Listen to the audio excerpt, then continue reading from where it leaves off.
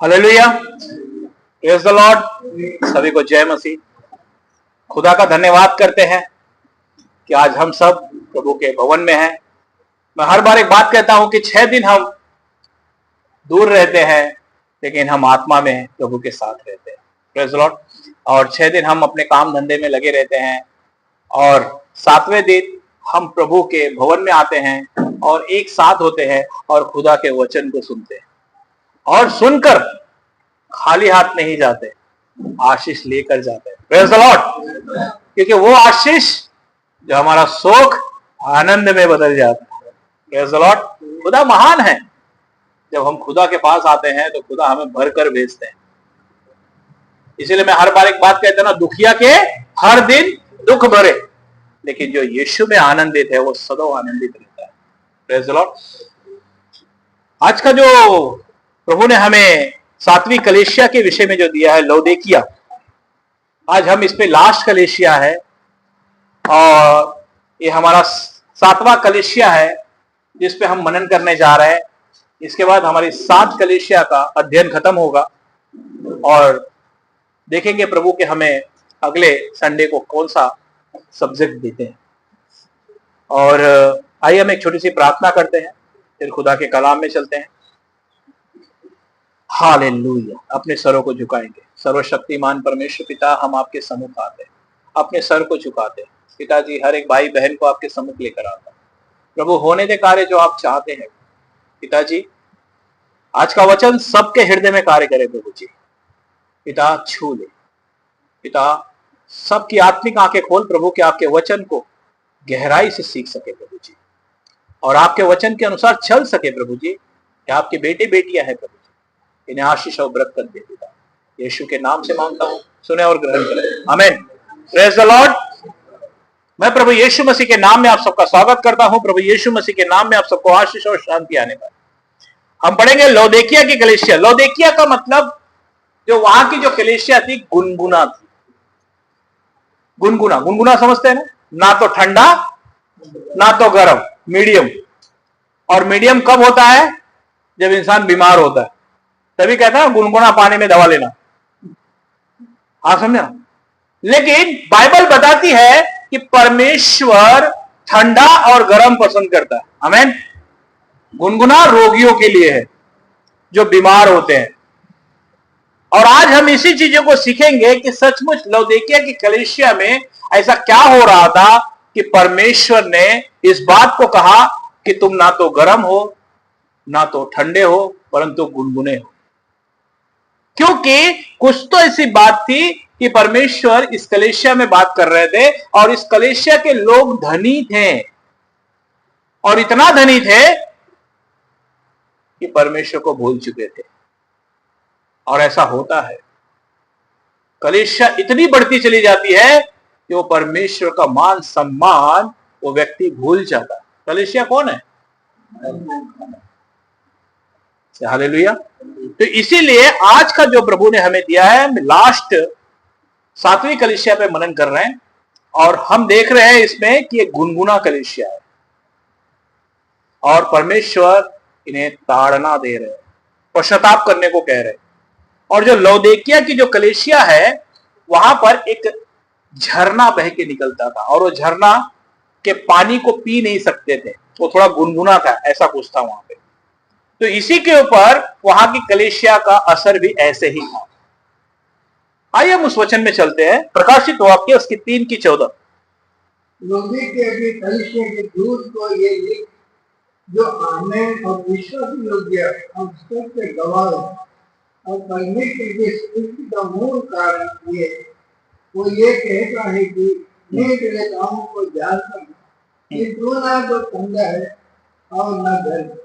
भला होता है कि तू ठंडा या गर्म हो। बस यहां पर खुदा का कलाम कहता है, और लौदीकिया की कलीसिया के दूतों को ये लिख कि जो आमीन और विश्वास योग्य और सच्चा गवाह है और परमेश्वर की सृष्टि का मूल कारण है, वो ये कहता है कि मैं तेरे कामों को जानता हूं कि तू न तो ठंडा है और ना गर्म है। भला होता कि तू ठंडा या गर्म होता। आमीन। कहते तू भला होता है कि शायद ठंडा होता या गर्म होता, परमेश्वर चाहते हैं कि हम ठंडा हो, परमेश्वर चाहते हैं कि हम गर्म हो, उत्साह में रहें। परमेश्वर नहीं चाहते कि हम गुनगुना हो जाए। गुनगुना व्यक्ति हमेशा रोगी होता है, मालूम? जो गुनगुना बोलते हैं ना, जो कभी यहां पे भी नहीं वहां पे भी नहीं, वो 2 स्वामियों की सेवा करने वाला व्यक्ति। क्योंकि बाइबल हमें इस विषय में बात करती है, क्योंकि परमेश्वर इस बात को बताना चाहते थे कि सचमुच परमेश्वर जो पसंद करते हैं वो ऐसे लोगों को पसंद करते हैं जो ठंडा और गर्म होते हैं, जो उत्साह से भरे हुए होते हैं, जो ताजगी से भरे होते हैं। ठंडा पानी पीने में आता है, गर्म पानी नहाने में आता है, उपयोगी है, लेकिन गुनगुना औषधि के लिए ज्यादा काम आता है। तो परमेश्वर कहते हैं कि ठंडा और गर्म परमेश्वर को भाता है, और ये परमेश्वर उन्हीं से बात कर रहे हैं जो गुनगुना है। लेकिन परमेश्वर उनसे कहते हैं कि शायद तू ठंडा होता या गर्म होता,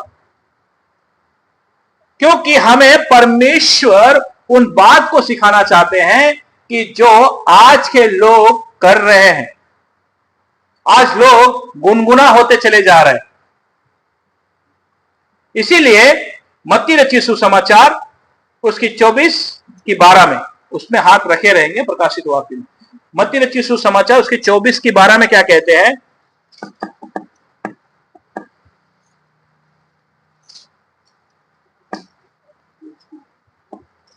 अधर्म के बढ़ने के बहुतों का प्रेम ठंडा पड़ जाएगा। हाँ, यहां पर क्या कह रहे हैं? अधर्म के बढ़ने के, अंत के समय में क्या होगा? बहुत से लोगों के प्रेम क्या होंगे? ठंडे पड़ जाएंगे।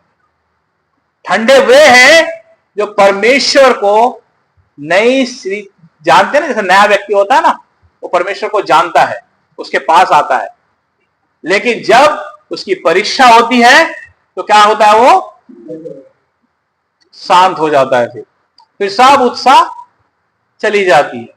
इसीलिए वचन क्या कहता? और अधर्म के बढ़ने से बहुतों का प्रेम ठंडा हो जाएगा। आज है ना बहुत से लोग, आज किसी को कोई पूछेगा कि आप यीशु को जानते हैं, आप मसीह है, तो कहेंगे नहीं। क्यों? क्योंकि बताने के लिए भागते हैं, जान बचाते हैं। लेकिन आप कहोगे यस, मैं ईसाई हूं, मैं मसीह हूं, मैं यीशु के पीछे चलता हूं, लेकिन बहुत यहां पर क्या कहा? अधर्म के बढ़ने के कारण हमारा प्रेम ठंडा पड़ जाएगा। क्योंकि जो नए लोग होते हैं, जो कहते हैं ना कि वो जीवन भर दूध ही पीते रहते हैं, उन्हें अन्न खाने की आदत नहीं होती, वो हमेशा दूध पीते रहेंगे। और दूध पीने वाले व्यक्ति, मैंने बहुत से लोगों को देखा है जो 10-10 साल तक दूध ही पीते रहते हैं, और उनका जीवन दूध पीने की जैसा ही रहता है। और कोई भी ऐसी परीक्षा की घड़ी में वो अपने आप को शैतान के हवाले कर देते हैं। इसीलिए आगे क्या कहते हैं रोमियो उसकी 12:11 में? लेकिन बाइबल हमसे क्या कहती है? रोमियो 12:11, प्रयोग करने के आलसी ना हो, हाँ, आत्मिक उम्र में भरे रहो, हाँ, प्रभु की सेवा करते रहो। हाँ, से हालेलुया। खुदा का कलाम क्या कहता है? प्रयत्न करने में आलसी ना हो। मैं अभी बता रहा था, जब परमेश्वर ने आपको जो काम दिया है ना, आप उसमें आत्मा में बढ़ते जाओ, पागलपन हो जाए, ऐसा पागलपन हो जाए यस कि मैं अपने यीशु के लिए काम करूंगा। इसीलिए वचन क्या कहता है? प्रयत्न करने में आलसी ना हो, आत्मिक उन्माद में भरो रहो। मतलब पागलपन में, उसके उत्साह में आप भरते चले जाओ कि यस, मुझे परमेश्वर ने जो काम दिया है उसे मुझे करना है।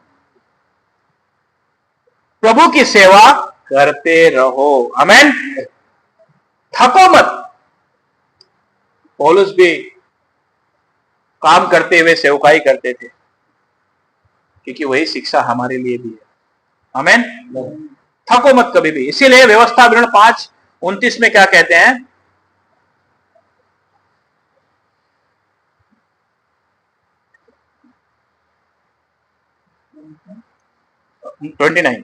29 5:29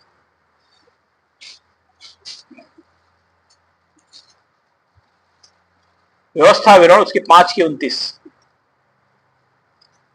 बल्लभ होगा कि उनका मन सदैव ऐसा ही बना रहे कि वे मेरे भय मानते हुए मेरे सब आज्ञाओं पर चलते हैं, हाँ। जिससे उनके और उनके वंश की सदैव भलाई होती है। आमीन।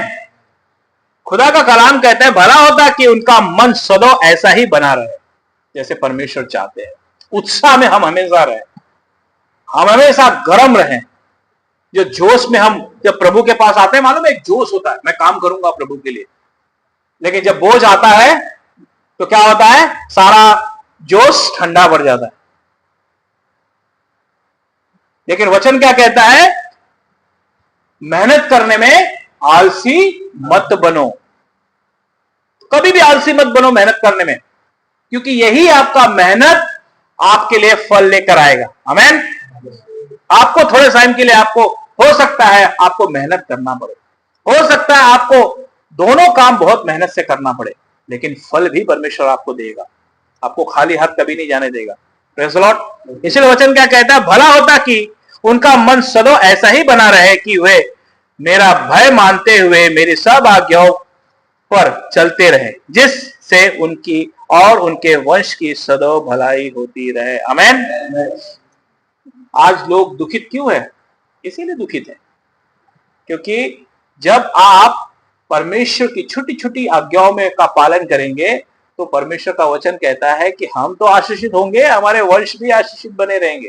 Praise the Lord. और बहुत से प्रभु के दास के बच्चे उनकी पीढ़ी से पीढ़ी तक आशीषित है। हमारे अंकल डीजस दिनाकरण, उनके पीढ़ी से पीढ़ी तक सब लोग आशीषित है। Praise the Lord. क्योंकि जो परमेश्वर में आनंदित रहता है और उस भार को समझता है कि प्रभु ने मुझे कुछ बोझ दिया है, वो उसमें लगा रहता है, उसकी सेवा में लगा रहता है। Praise the Lord. और उसका वंश सदैव भलाई होती रहती है, उसके वंश को सदा भलाई होती रहेगी। उसे कोई भी ये नहीं होगा, क्योंकि भले उसका तीसरा वंश जो है एक बार गलती भी करेगा फिर भी परमेश्वर उसे उड़ा के खड़ा करेगा। हमें एक इसके कारण, उस पिता के कारण, एक दादाजी के कारण से। हालेलुया। ये ऐसी आशीष है जब आप परमेश्वर में उत्साह करके आगे बढ़ते चले जाते हैं। इसके लिए प्रकाशित वाक्य में आते अभी 3:16 में,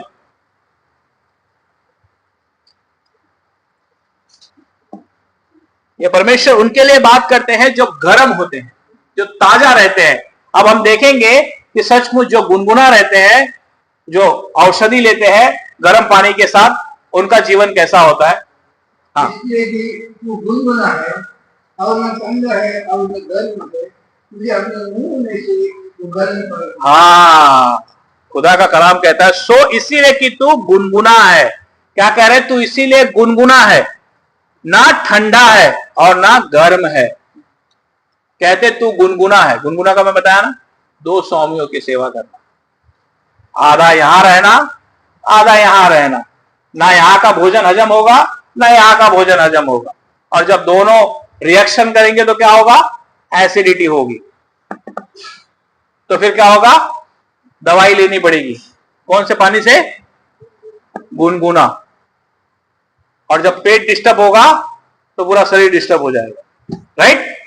इसीलिए प्रभु ने कहा सो इसीलिए कि तू गुनगुना है और ना ठंडा है और ना गर्म है, तुझे अपने मुंह से उगलने पर हूं, मैं तुझे निकालने पर हूं।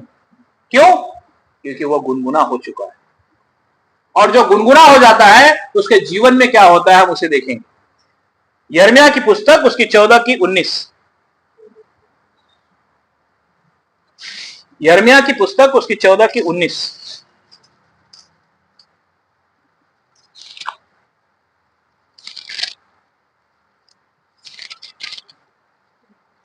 क्या तूने यहूदा से बिल्कुल हाथ उठा लिया है?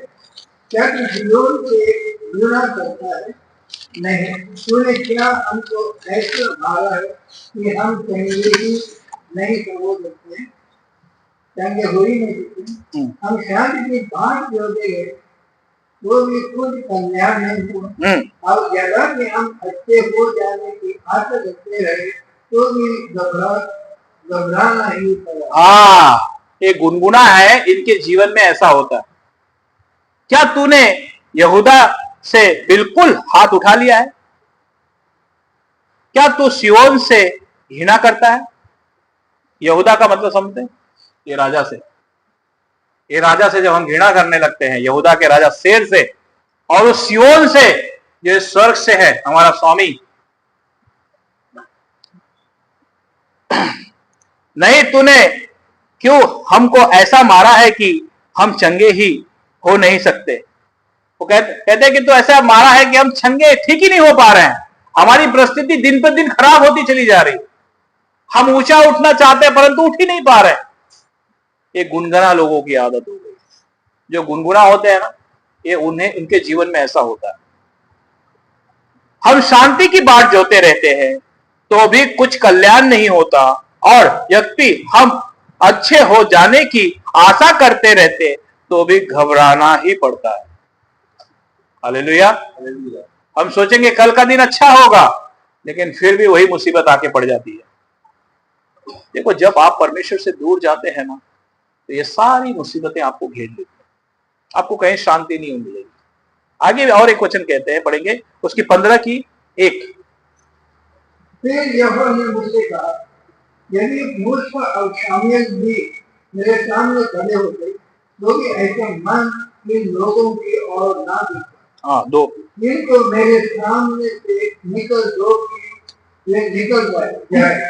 यदि वे तुझसे पूछे कि हम वहाँ निकल जाए तो कहना यहोवा क्यों कह रहा है, जो मरने वाले हैं और मरने को चले जाए, और तलवार से मरने वाले हैं तो तलवार से मरने को, जो आकाश से मरने वाले हैं वो आकाश से मरने को, और जो बनने वाले हैं और वो बंधुआई के चले जाए। हाँ, यहाँ पर खुदा का कलाम क्या कहता है? फिर यहोवा ने मुझसे कहा, यदि मूसा और शमूएल भी मेरे सामने खड़े होते तो भी मेरा मन इन लोगों की ओर ना फिरता। जो परमेश्वर को ठुकरा देते हैं वो स्पष्ट कहते हैं, अगर चाहे मूसा भी होते हैं ना, तो भी इनके ऊपर मेरा मन कभी, मूसा को मारने के लिए आया, मालूम है परमेश्वर ने दूत भेजा। देखो, परमेश्वर आज ये वेदी पे खड़े, तो इसका मतलब ये नहीं है कि हम कुछ भी करते बैठे, वो सबके लिए एक समान है। वो आप जब अपनी आंखों को ऊंचा उठाएंगे ना, तो आपको ऐसा उंगली से टक टक करके करेगा और आपको नीचे गिरा देगा। तो चाहे उसके सामने मूसा क्यों नहीं आ जाए, वो कहते हैं चाहे मूसा आ जाए या शमूएल आ जाए तो भी उसे कुछ फर्क नहीं पड़ता, क्योंकि वो सबको एक नजर से देखता है। Praise the Lord. इनको मेरे सामने से निकाल दो कि वे निकल जाएं। जिन्होंने परमेश्वर से घृणा की, उसके लोगों से घृणा की, उसके लिए कोई रास्ता नहीं है। और यदि वे तुझसे पूछे कि हम कहां निकल जाए, तो कहना कि यहोवा यूं कहता है, जो मरने वाले हैं वे मरने को चले जाए। जो मरने वाले हैं वो मरने को चले जाए। जो तलवार से मरने वाले हैं, जो तलवार से, कर्जदारों से, जो आपको कर्जदार आकर परेशान करने लगे, वे तलवारों से मरने को छोड़ देंगे परमेश्वर। जो अकाल से मरने वाले, जिनके घर में खाने के लिए वांदे हो जाए, दूसरों के सामने हाथ फैलाना पड़े, वे अकाल से मरने को, और जो बंधुआई होने वाले हैं वे बंधुआई में चले जाए। शैतान के बंधन में जाने वाले हैं उसे छोड़ देता है परमेश्वर। तब होता है जब हम गुनगुने हो जाते हैं। और एक इनके साथ होता है, पढ़ेंगे दूसरा तीमुथियुस उसकी 4 की 3 और 4।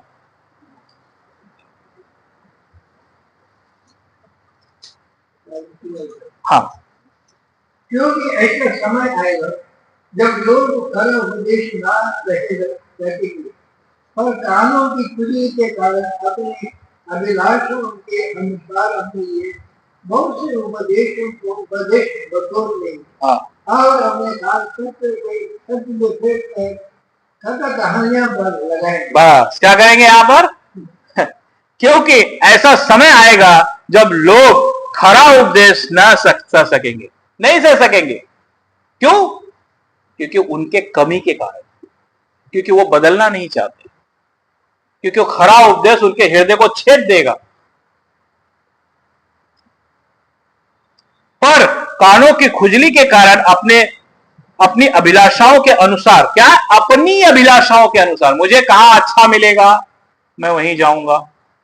देखो, आप चर्च बदलकर कभी भी जी नहीं सकते। जब परमेश्वर दहाड़ेगा ना तो आपकी जो अभिलाषा है ना वो कहीं पे भी प्रकट कर देगा वो।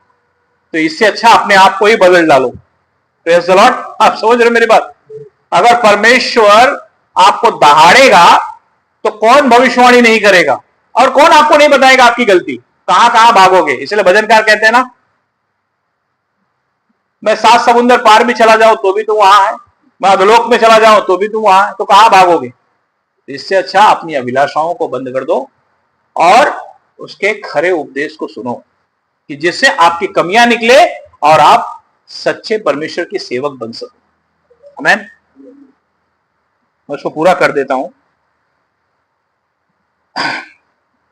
अपनी अभिलाषाओं के अनुसार अपने लिए बहुत से उपदेशक बटोर लो और अपने कान सत्य से फेर कर कथा कहानियों पर लगाए रहो। क्या होगा? जहां अच्छा लगेगा वहीं जाओगे, लेकिन जहां परमेश्वर आपके जीवन को बदलना चाहेगा ना वहां वो व्यक्ति नहीं जाता। परमेश्वर ऐसे लोगों के साथ क्या करते हैं पढ़ेंगे। जकरिया उसकी 11 की 9, 8 और 9 दोनों पढ़ेंगे। जकरिया उसकी 8 की 9, 11 की 8 और 9। जकरिया उसकी 11 की 8 और 9।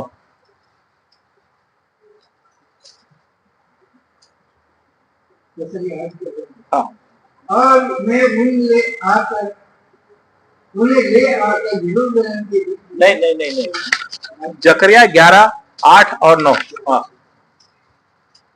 तब मैंने उनसे कहा, मैं तुमको न चाहूंगा। नहीं, मैंने उनके जीवन चरवाहों को एक महीने में नष्ट कर दिया, परंतु मैंने उनके कारण अधीन था और वे मुझसे ग्रहण करते थे। तब मैंने उनसे कहा, मैं तुमको नाश कराऊंगा, तुम में से भी मरे हो मरे, और मैं और जो नष्ट हो वो नष्ट हो, और वो जो बच गए तो एक दूसरे को मार।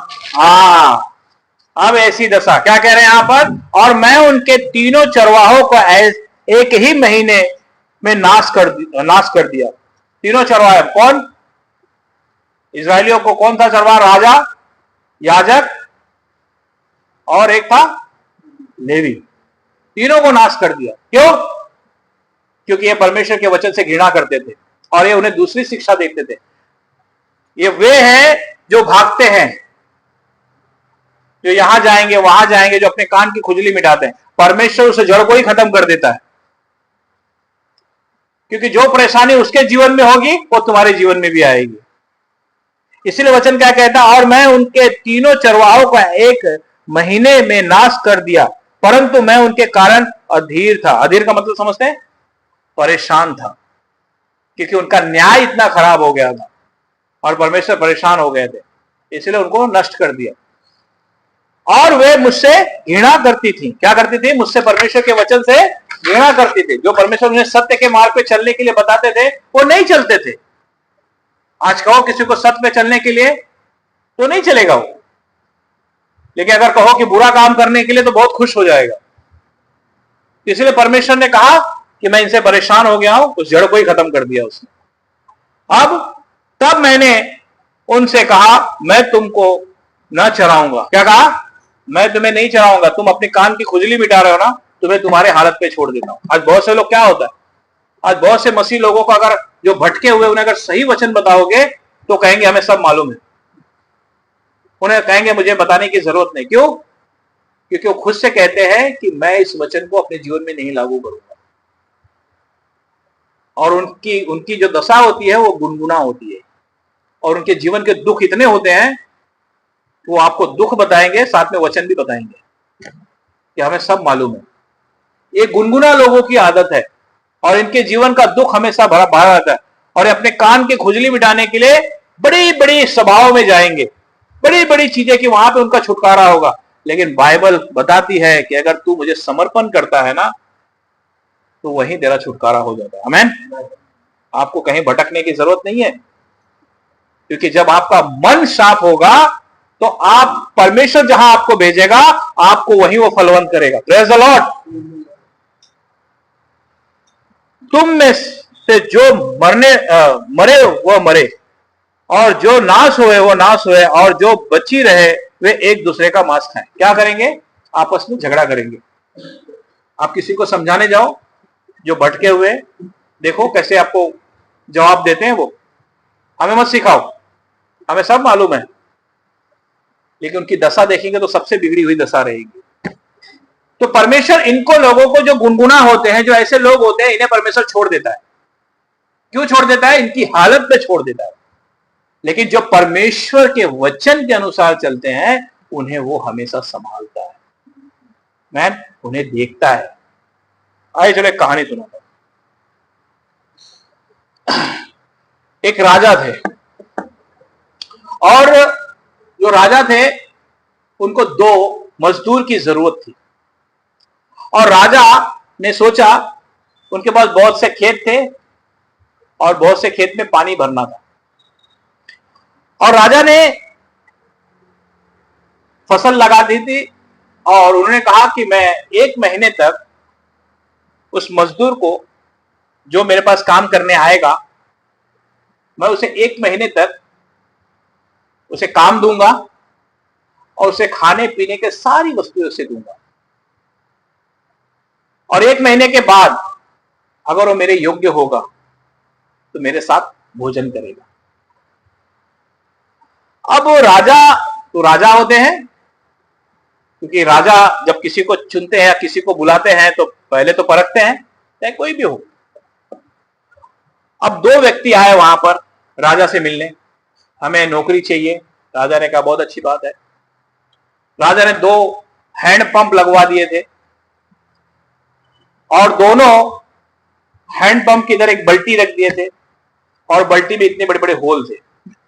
राजा ने कहा 9 बजे से लेकर 6 बजे तक इस बल्टी को पूरा भर दो।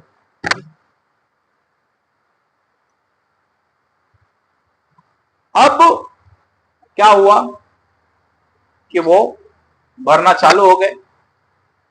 अब पानी उसमें रुक नहीं रहा, लेकिन जो आलसी था और जो बुद्धिमान था, बुद्धिमान ने देख लिया, समझ गया कि बल्टी फटी है, लेकिन उससे कुछ लेना देना तो था नहीं, क्योंकि वो तो राजा को पसंद कर रहा था। अब चाहे पूरे समय उसे चलाना पड़े। लेकिन जो आलसी था उसने देखा कि बल्टी तो फटी हुई है, राजा तो बाहर गया है, तो क्या करता था, वो जाके सो जाता था, और जब राजा आते थे तब पंप मारना चालू कर देता था। ऐसा करते करते करते करते 1 महीना होने को आ गया, और जिस दिन राजा शहर करके आ रहे थे वहां से, और उन्होंने जो पानी जा रहा था जिसमें बीज बोया हुआ था वो खेत में जहां भरना था, राजा ने देखा अच्छा है। अब जो आलसी था वो तो अपना, जब राजा शहर के लिए निकलते थे तो ये अपना सो जाता था, लेकिन जो बुद्धिमान था वो अपना 9 से 6 बजे तक अपना पंप मारा करता था, क्योंकि वो ईमानदार था। अब ये जो मूर्ख था, राजा ने जब आया उसने देखा और दोनों को बुलाया और उसे कहा कि आओ मेरे दोनों होशियार बच्चों, आओ इधर खड़े हो जाओ और देखो कि ये 2 खेत में पानी जा रहा है, कौन सा खेत बहुत अच्छा लग रहा है तुम्हें? तो एक जो खेत था उसमें अच्छी फसल आ चुकी थी, और एक खेत था सूखा। तो उसने पूछा कि तुम कौन सा खेत लेना चाहते हो? तो जो मूर्ख था उसने बोला ये कौन सा, जो हरा भरा था। और जो बुद्धिमान था वो उस चीजों को नहीं बोला, क्योंकि बुद्धिमान व्यक्ति हमेशा शांत होता है, जो मूर्ख होता है ना वो हमेशा उतावली करता है। राजा ने कहा, उसने दिखाया कि जो पानी जो भरा जा रहा है इसका एक मुहाड़ा एक खेत में गया है, दूसरा मुहाड़ा दूसरे खेत में गया है। ये जो तूने परिश्रम किया है ना 1 महीना, ये देख तेरा खेत बंजर है, उसमें कोई पानी नहीं है। लेकिन ये जो बुद्धिमान था उसको ऐसा ठप ठप ठप ठप उसने थपवाया। उसने कहा बेटे तू मेरे साथ भोजन करेगा शाम को, और मूर्ख को उसने हटा दिया। आप समझ गए मेरी बात? इससे क्या सीखते हैं? बुद्धिमान व्यक्ति हमारे हृदय को देखता है, वो जानता है कि आप क्या बोल रहे हो, आप क्या कर रहे हो, वो सब कुछ देखता है। और जो बुद्धिमान होता है वो हमेशा ईमानदार होता है, वो अपना काम ईमानदारी से करता है। लेकिन जो आलसी होते हैं वो क्या करते हैं, अभी तो कोई देख नहीं रहा है, अभी तो चलो आराम कर लेते हैं, सो गए, ये कर लिए वो कर लिए, लेकिन जो आप बोल रहे हो ना उसका फल कभी नहीं आएगा, वो भूमि की बंजर ही रह जाएगी। इसीलिए हमें यहां पर तैयार होना है, हमें गुनगुना नहीं बनना है, हमें ठंडा और गर्म रहना है। Praise the Lord. कभी भी ध्यान रखिए आप क्या कर रहे हैं, कैसे प्रभु के साथ चल रहे हैं, ये हमारा स्वामी हमें देखता है। आइए अब वचन में चलते हैं। प्रकाशित वाक्य उसकी 3:17। तू कहता है कि मैं धनी और धनवान हो गया, हाँ, और मुझे किसी वस्तु की घटी नहीं, हाँ, और ये नहीं जानता है कि तू अभागा और कुछ और कंगाल और अंधा और नंगा। हाँ। अब यहां पर क्या कह रहे हैं? तू जो कहता है कि मैं धनी हूं और धनवान हो गया हूं और मुझे किसी वस्तु की घटी नहीं, ये नहीं जानता कि तू अभागा और तुच्छ और कंगाल और अंधा और नंगा है। यहां पर 3 बात करते हैं, बराबर। सबसे पहले धनी। धनी का मतलब एक होता है कि जब एक कलीसिया आत्मिक धनी हो जाता है, उसके पास वरदान होते हैं, लेकिन वो वरदान वहीं पे स्टॉप हो जाते हैं, क्योंकि वो क्या समझता है अपने आप को, मैं धनी हो गया हूं। गिफ्ट्स 9 वरदान, उसमें से एक वरदान किसी को भी मिल गया हो या 2 मिल गया हो और उसे लगा कि मैंने सब कुछ जीत लिया, लेकिन परमेश्वर कहते हैं ऐसे लोगों को परमेश्वर पसंद नहीं करता। और दूसरा है जो धर्म में अपनी स्थिरता, मतलब जो परमेश्वर की दृष्टि में दयावंत होता है, जो परमेश्वर की दृष्टि में, जो परमेश्वर जिसे देखता है और जिसे आशीर्वाद देता है, जो परमेश्वर के अनुसार चलता है, उसे परमेश्वर जानता है। हम सोचते हैं ना कि हम धनी हो गए, लेकिन परमेश्वर ऐसे लोगों से प्रसन्न नहीं होता। और तीसरी बात वो कहते हैं, कहते हैं कि मैं धनी, मतलब कहते हैं कि हम बहुत से लोग, आज क्या होता है, कलीसिया धनी होती है ना, मतलब प्रभु में रहते रहते कुछ सालों के बाद थोड़े ऊंचे हो जाते हैं, परमेश्वर उन्हें ऊंचा लेके चला जाता है, उन्हें वरदानों से भर देता है। लेकिन जब तक आपके पास यीशु मसीह नहीं है तब तक आप खोखले हो, आपके पास कुछ भी नहीं है। अब यीशु मसीह कैसे होंगे? जब आपका प्रेम प्रभु यीशु के समान होगा, लोग आपको देखकर पहचान जाएंगे कि सचमुच इसमें यीशु मसीह का प्रेम है। आमीन। ये वो धनी है जिससे परमेश्वर प्रसन्न होता है। Praise the Lord. इसीलिए एक वचन पढ़ेंगे जो अपने आप को धनी समझते हैं, होशे उसकी 12:8।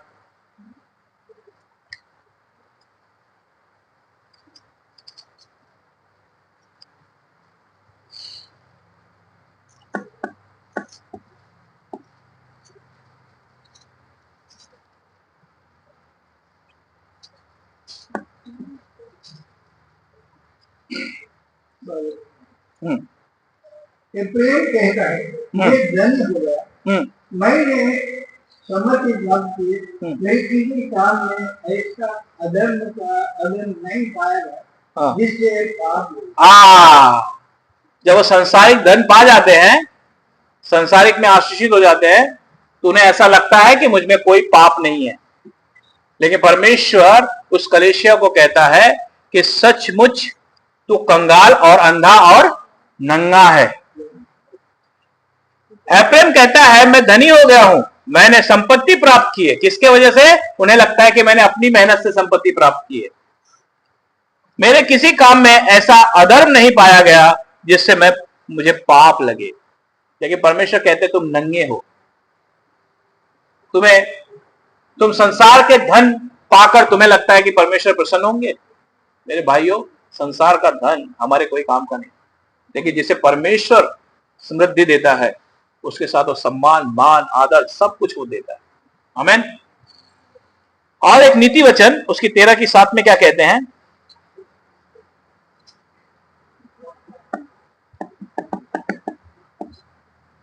नीति वचन उसकी 13 की 7।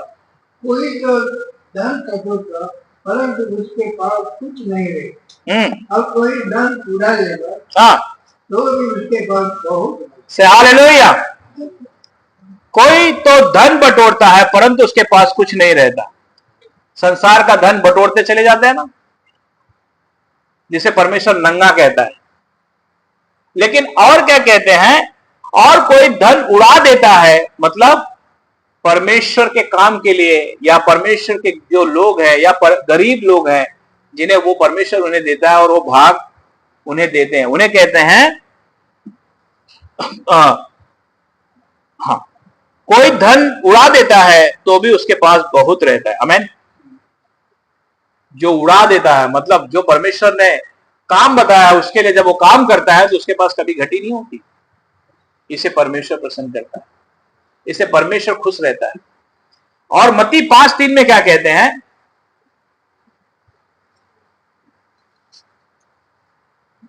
धन्य है वो जो मन के दीन है, क्योंकि स्वर्ग का राज उन्हीं का है। Praise the Lord. कहते हैं धन्य है वे जो मन के दीन है, जो अपने आप को हमेशा हम्बल करके रखते हैं। स्वर्ग का राज उन्हीं का ही है। हालेलुया, आमीन। क्योंकि वो धनवान जो संसार के धनी हो चुके हैं, जो अपने आप को वरदान से भरे हुए समझते हैं, लेकिन परमेश्वर कहते हैं कि तुम नंगे हो और अभागे हो। परमेश्वर ऐसे धन से प्रसन्न नहीं होता, लेकिन अब कहते हैं कि मैं जिससे प्रसन्न होता हूं उस वचन को सुनेंगे। पढ़ेंगे प्रकाशित वाक्य उसकी 3:18। अब क्या कहते हैं कि मुझसे लो। हाँ, इसलिए मैं ये सम्मति देता हूं हाँ, कि आगे मैं तया हुआ सोना मुझसे मोल ले कि तू धन्य हो जाए, और श्वेत वस्त्र ले ले कि पहना कर तुझे अपनी नंगपन को लज ना हो, और अपने आंखों में लगाने के लिए सुरमा ले देखने। हाँ, प्रेज द लॉर्ड। यहाँ पर 3 बातें हैं, बराबर ना? आंख से ताया हुआ सोना, दूसरा वस्त्र, और तीसरा सुरमा। हम तीनों को देखेंगे। पहला क्या है? आंख से ताया हुआ सोना। परमेश्वर के पास जब हम विश्वास में आते हैं, जब प्रभु के साथ हम विश्वास में बढ़ते हैं, तो वो हमें क्या करता है? हमें जैसे सोने को पहले आग में डाला जाता है, उसी तरीके से हमारी हर एक धीरज को परखता है। वो हमें ताक के बाहर निकालता है। जब वो हमें बाहर निकालता है तब वो हमें शुद्ध करता है ताकि हम धनी हो। ये वो जो परमेश्वर के उन वचनों के अनुसार, जैसे परमेश्वर ने इस्राएलियों के धीरज को देखा और बहुत से प्रभु के दासों के धीरज को देखता है वो, और बहुत सी कठिनाइयों से, संघर्ष से उन्हें एक सोने के समान ताकर बाहर निकालता है, और ये उन्हें धन संपत्ति देता है। और जो धन संपत्ति उनके पास बनी रहती है और वो परमेश्वर के काम को करते हैं। Praise the Lord. अब दूसरे में क्या कहते हैं? वस्त्र। ये वस्त्र वो है जो सच्ची और पवित्रता का वस्त्र है, जो सच्चाई से हमें पवित्रताई में चलना है। ये वो वस्त्र है जब परमेश्वर हमें पहनाता है, जब वो खुद हमें धनी बनाता है, तो आपको एक वस्त्र पहनाएगा वो। और ये वस्त्र है जो ईश्वर के स्वरूप के अनुसार, आमीन, उसके स्वभाव में। क्योंकि जब तक वो आपको ताएगा नहीं, तब तक अपने स्वभाव में कभी नहीं ला पाएंगे। तब आप आदमी को आदमी समझेंगे कि यस, ये परमेश्वर का स्वरूप है। तब आप किसी को भी बोलने से पहले सोचेंगे कि ये मेरे परमेश्वर ने इसे अपने स्वरूप में बनाया है। क्योंकि जब आप उसका वस्त्र पहनेंगे तब आपके अंदर उसका स्वभाव आ जाएगा। तब जब वो आपको ताके निकालेगा, परख कर निकालेगा। हम यूसुफ के विषय में सोचते हैं ना, यूसुफ को सपना देखने का कहां से ज्ञान आ गया? आपको मालूम है यीशु ने प्रभु के साथ इतने समय कैसे कैसे संघर्ष में गया होगा, और इतने साल के बाद प्रभु ने उसे शिक्षा दी होगी कि सपने बताने का मतलब कैसे होता है।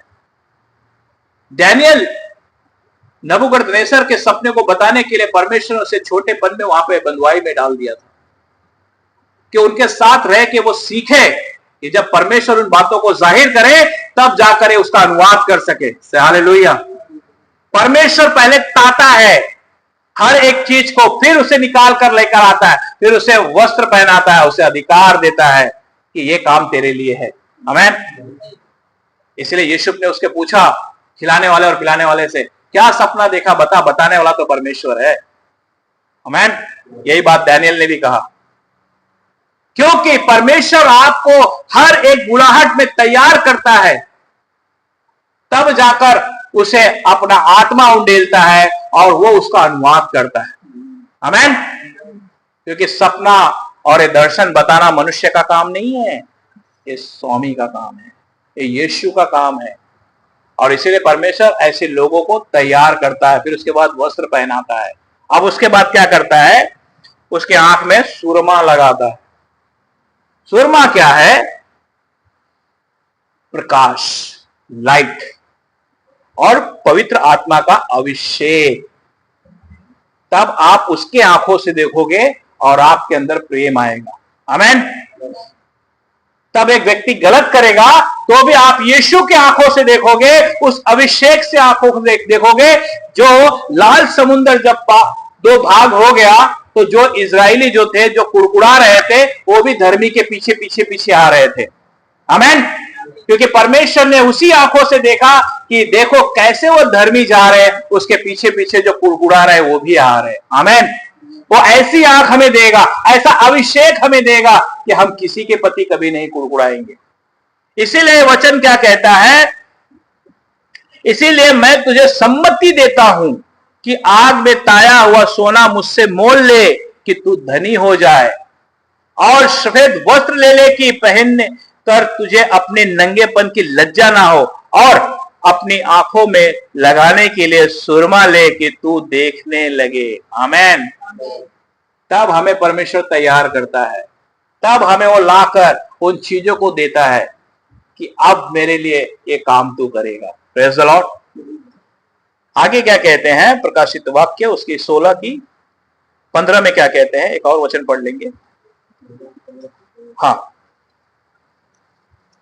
देख मैं चोर के समान आता हूँ, धन्य है वो जो जागता रहता है और अपने वस्त्र की चौकसी करता है कि नंगा ना करे और लोग उनका नंगापन ना। हाँ, जो व्यक्ति को परमेश्वर चुनकर निकालता है, उसे वस्त्र देता है, उसका अभिषेक करता है, वो उसे तैयार रखता है। मैन इसीलिए वो कहता है देख मैं चोर की नहीं आता हूं, धन्य वो है जो जागता रहता है। जो अभिषेक, जो परमेश्वर ने जिसे ताकर निकाला हो तो जागता ही रहेगा, वो कभी सोएगा नहीं, क्योंकि परमेश्वर का अभिषेक उसमें बना रहता है। और अपने वस्त्र की चौकसी करता है। क्या करता है वो? जो उसे वस्त्र पहनाया गया उसकी हमेशा चौकसी करता रहता है कि नंगा ना फिरे और लोग उसका नंगापन ना देखें। वो हमेशा अपनी चौकसी करता रहता है, क्योंकि उसे मालूम है कि मेरा दूल्हा कभी भी आ सकता है। वो अपनी तैयारी में रहेगा, क्योंकि जो परखा गया वही तो सिद्ध होगा। Praise the Lord. जो परखा ही नहीं गया, जो थोड़ी थोड़ी चीजों में विश्वास योग्य नहीं बने रहते हैं, जो गुनगुना हो जाते हैं, परमेश्वर उनकी हालत को नहीं छोड़ देता है। लेकिन आगे क्या कहते हैं यशाया की पत्री उसकी 55 की 1 में, यशाया 55:1,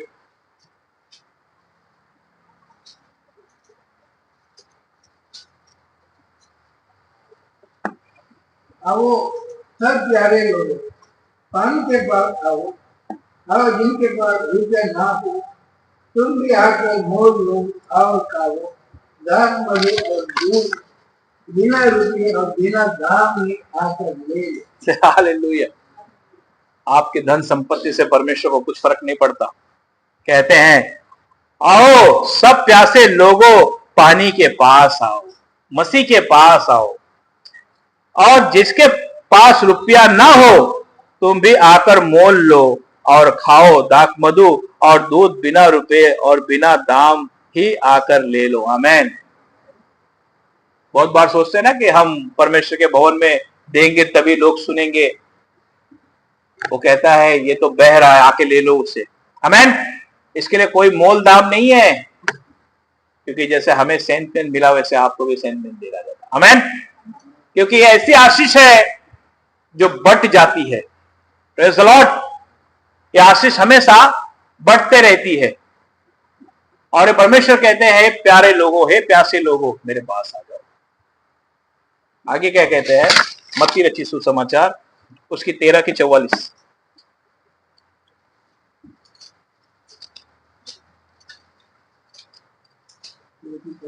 हाँ 13 की 44, मत्ती 13:44।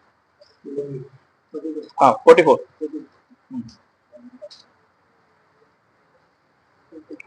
स्वर्ग का राज खेत में छिपे हुए धन के समान है, हाँ जिसे किसी मनुष्य ने पाया और छिपा दिया, हाँ और हमारे आनंद से जाकर अपना सब कुछ दे दिया और उस खेत को मोल ले लिया। हालेलुया।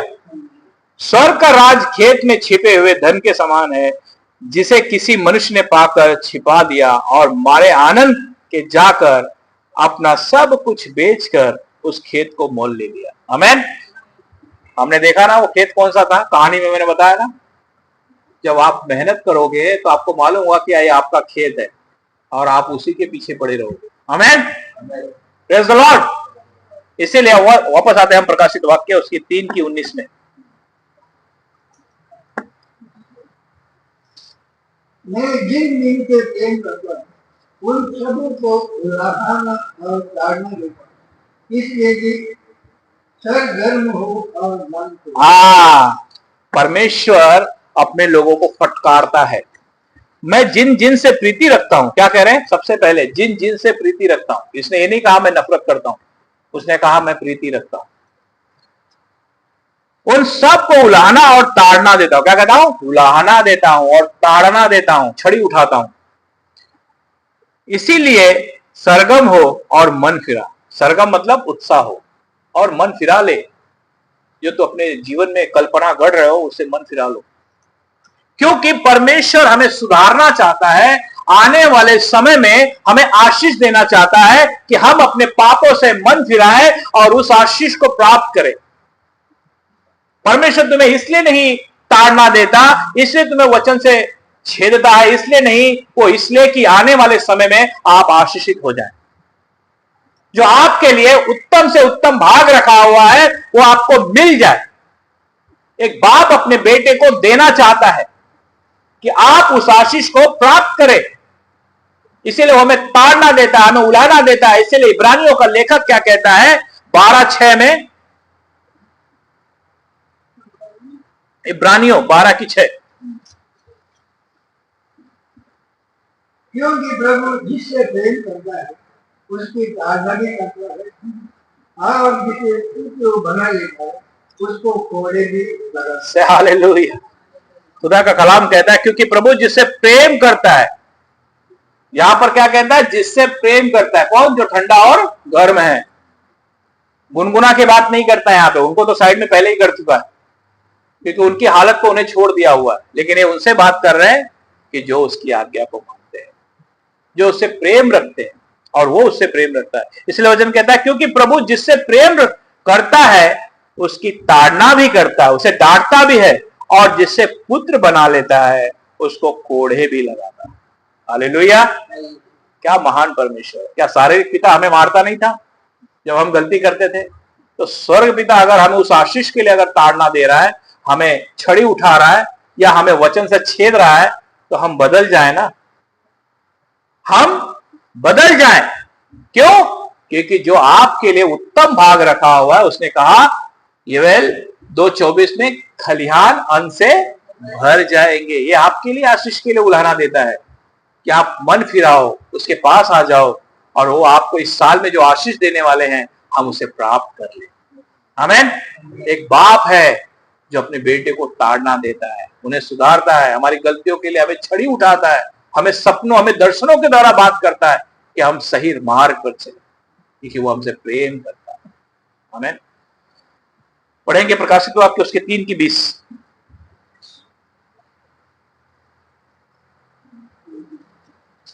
देख, मैं द्वार पर खड़ा हुआ खटखटाता हूँ। यदि कोई मेरा शब्द सुनकर द्वार खोलेगा, मैं तो उसके प्राण भीतर आकर उसके संग भोजन करूंगा और वो मेरा। Praise the Lord. कब होगा? खुदा का कलाम क्या कहता है? देख, मैं द्वार पर खड़ा होकर खटखटाता हूं, यदि कोई मेरा शब्द सुनकर द्वार खोलेगा तो मैं उसके पास भीतर आकर उसके साथ भोजन करूंगा और मेरे साथ। आमीन। कब? जब हम पश्चाताप करेंगे। जब हम पश्चाताप करेंगे और अपने पापों को छोड़कर यीशु के पीछे चलेंगे, तब वो हमारे साथ आकर भोजन करेंगे, क्योंकि वचन यही कहता है। लूका रचित सुसमाचार उसके 12:36 12:36 लुक चैप्टर 12 वर्स 36। और तुम उन मनुष्य के समान बनो जो अपने स्वामी की बात देख रहे हो कि वो विवाह से कब लौटेगा। हाँ। कि जब वो आकर द्वार पर जाए तो तुरंत उसके लिए खोल। हालेलुया। आप अपना पश्चाताप करके तैयार रहिए कि और तुम उन मनुष्यों के समान बनो जो अपने स्वामी की बाट देख रहे हो। पश्चाताप करके शुद्ध बने रहो, वस्त्र पहन लो और उसके अभिषेक से भरे रहो कि जब हमारा स्वामी आए तो हम तैयार मिले। आमीन। इसीलिए वो कहता, देख मैं द्वार पर खड़ा खटखटाता हूं। अगर आप तैयार नहीं मिलेंगे तो क्या होगा? 5 कुंवारी जो बुद्धिमान और 5 जो मूर्ख थी। द्वार खुलेगा फिर बंद हो जाएगा। इसीलिए हमें तैयार रहना है, हमें अपने परमेश्वर के वचन के अनुसार चलना है और अपना पश्चाताप करने और प्रभु के साथ चलना है। इसीलिए वचन क्या कहता है? यूहन्ना 14:21।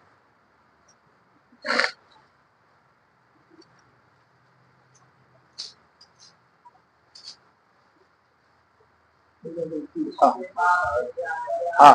जिसके पास मेरी आज्ञाएं और वो उन्हें मानता है, वही मुझसे प्रेम रखता है। और जो मुझसे प्रेम रखता है उससे मेरा पिता भी प्रेम रखेगा और मैं उससे प्रेम रखूंगा और अपने आप को उस पर प्रकट करूंगा। हालेलुया। खुदा का कलाम कहता है, जिसके पास मेरी आज्ञा है। क्या है?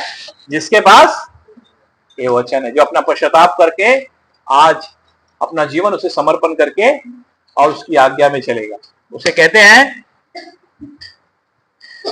जिसके पास मेरी आज्ञा है और वह उन्हें मानता है, वही मुझसे प्रेम रखता है और जो मुझसे प्रेम रखता है उससे मेरा पिता भी प्रेम रखेगा और मैं उससे प्रेम रखूंगा और अपने आप को उस पर प्रकट करूंगा। आमीन। अपने आप को यीशु मसीह हमारे ऊपर प्रकट करेंगे, तब हमारे अंदर वो मसीह का स्वभाव आएगा। Praise the Lord. इसीलिए प्रकाशित वाक्य उसके 3:21 में क्या कहते हैं?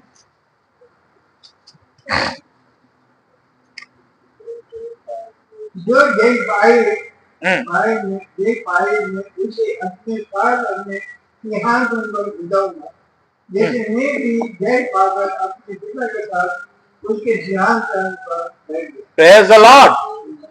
खुदा का कलाम कहता है, जो उसकी आज्ञाओं को मानेंगे, उसके वचन के अनुसार जीवन जिएंगे, ये उनसे बात करते हैं। जो जय पाए मैं उसे अपने पिता अपने साथ अपने सिंहासन पर बैठाऊंगा, जैसे मैं भी जय पाकर अपने पिता के साथ उसके सिंहासन पर बैठ गया। जो जय पाएगा उसे यीशु मसीह अपने सिंहासन पर बिठाएंगे। इसीलिए मत्ती रचित सुसमाचार में उसके 19:28 में क्या कहते हैं?